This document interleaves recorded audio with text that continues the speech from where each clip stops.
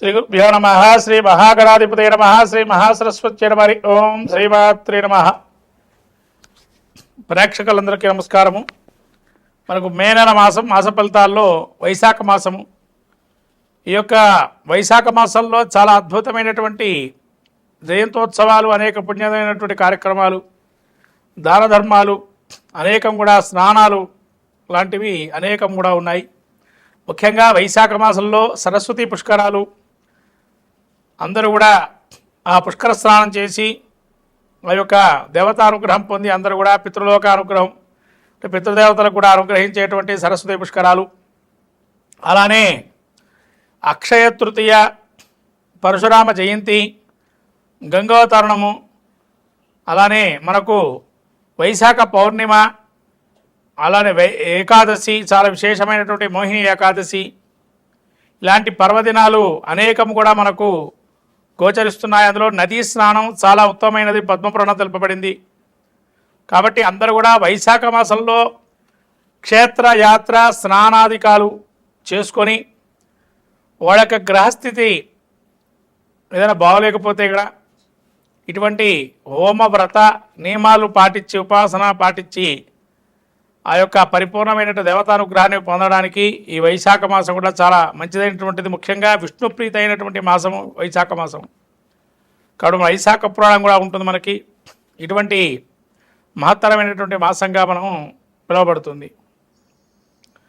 ఇక మనకు రాశి సంచారం చూసుకున్నట్లయితే ముఖ్యంగా ప్రత్యేకంగా ఈ యొక్క మాసంలో మేష సంక్రమణ అయిన తర్వాత రవి వృషభ రాశిలో సంక్రమణం చేస్తూ, అట్లానే రాహు కేతువులు కూడా మే నెల నుంచి 18వ తారీఖు నుంచి కుంభ సింహాదుల్లో సంక్రమణం జరుగుతూ సంచరిస్తున్నారు మార్పుతో. అలాగే గురువు కూడా మిథునంలో మార్పుతో ఉన్నారు. ఈ యొక్క మాసం ఉగాది తర్వాత చాలా ప్రత్యేకంగా మే మాసంలో కలుగుతుంది.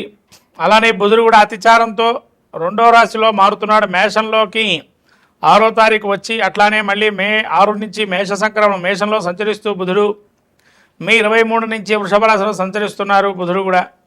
ఇలా అతిచారంగా బుధుడు రాబోయేటువంటి మాసాల్లో గురువు కూడా అతిచారంతో ఉన్నాడు. ఇదంతా గమనిస్తూ ద్వాదశ రాశి ఫలితాల్లో మాస ఫలితాలు చాలా ప్రాముఖ్యంగా చెందినటువంటిగా చెప్పబడుతుంది. ఎందుకంటే ఇట్లా అతిచారం వల్ల మాస ఫలితాలు తప్పక అందరూ కూడా విని తదనుగుణంగా కార్యక్రమాలు, శాంత్యాది కార్యక్రమాలు చేసుకోవటం వల్ల మంచి చేకూరే అవకాశం ఉంటుంది. మే మాసం, ఈ యొక్క మిథున మాసం, ఈ యొక్క మిథున రాశి యొక్క ఫలితాలు చూసినట్టయితే వైశాఖ మాసము మిథున రాశి వారికి గ్రహస్థితి ఏ విధంగా ఉందయ్యా అంటే, ముఖ్యంగా మృగశిర నక్షత్రం 3-4 పాదాలు, ఆరుద్ర నక్షత్రం 4 పాదాలు, పునర్వసు నక్షత్రం 1-2-3 పాదాలు మిథున రాశి. ఈ మిథున రాశి యొక్క గ్రహస్థితి చూసినట్టయితే జన్మంలో గురు సంచారం చేస్తున్నాడు మే 14 నుంచి. అలాగే రవి మే 14వ తారీఖు నుంచి రవి ద్వాదశ స్థాన సంచారం, మే యొక్క 18వ తారీఖు నుంచి కేతు తృతీయంలోను, రాహు భాగ్యంలోను 9వ స్థానం సంచారం చేస్తున్నాడు. ఈ యొక్క శని శుక్రులు కూడా దశమ స్థానంలో సంచారం చేస్తున్నారు. బుధుడు వ్యయంలోను ఏకాదశ స్థానం సంచారం చేస్తున్నాడు.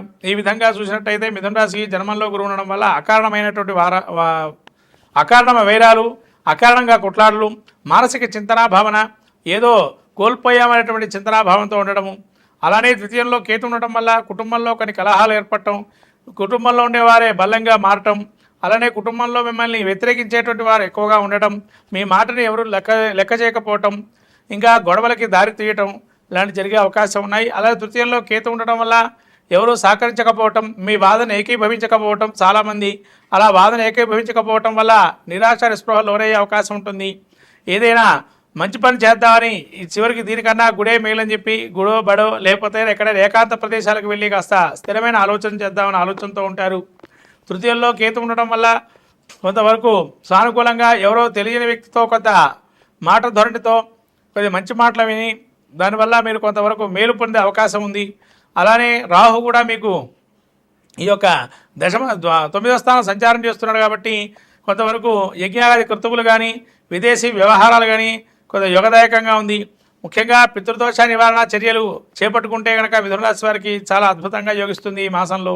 అలానే ఈ యొక్క శని శుక్రులు దశమ స్థానంలో ఉండటం వల్ల ముఖ్యంగా ఈ శని మీకు బాగా అధికారంలో కానీ ఉద్యోగంలో కానీ వృత్తిరీత్యా కానీ బాగా పోటీతత్వంగా ఉండేటువంటి వారు, మిమ్మల్ని మీ యొక్క పనిని మోసం చేసి వారి యొక్క పరిగ్రహించేటువంటి తెలివి కానీ, మోసపూరితమైన ఆలోచనలు మీ దగ్గర తీసుకొచ్చి వాటిని మీ ముందర పెట్టడం, అలానే ఉద్యోగాలు మిమ్మల్ని ఎక్కడైనా కూడా బలహీనం చేద్దామని ఆలోచనతో ఉంటారు.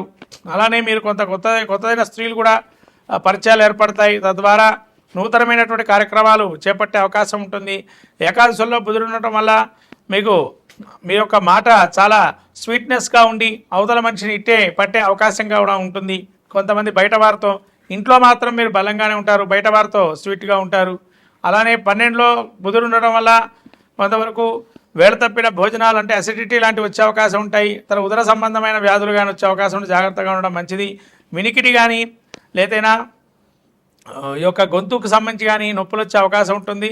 థైరాయిడ్ లాంటివి కొద్దిగా పరీక్ష చేసుకోవడం మంచిది మిథున రాశి వారు.